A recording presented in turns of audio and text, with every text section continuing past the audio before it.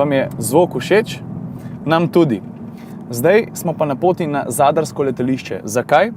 Na prvi vožnji v zaspani in zelo umirjeni Švici namreč nismo imeli priložnosti Camara preizkusiti na meji njegovih zmogljivosti.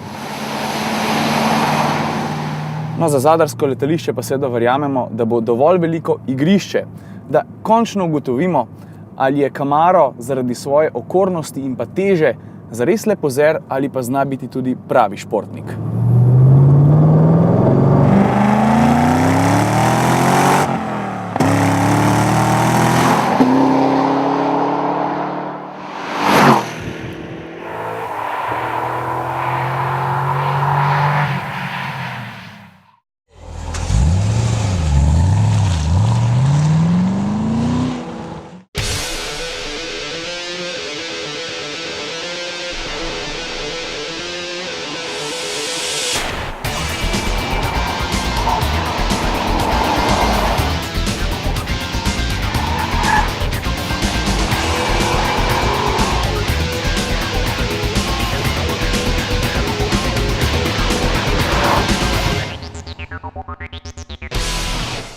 Tako, eksperiment letališče, ki naj bi pokazal, kako športen je Camaro v resnici, je končan.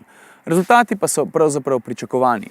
Kljub dobri legi, kljub veliko oprijema in odličnemu motorju, je Camaro težaški avtomobil. Upravljanje z njim ni lahkotno, kot denimo z japonskim Nissanom 370Z, ki ponuja podobno izkušnjo, namreč velik motor spredaj, pogon zadaj in malo elektronike.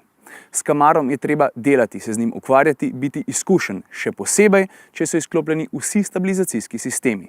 A ravno v tem je čar tega avtomobila. Voznik se ga mora malce bati.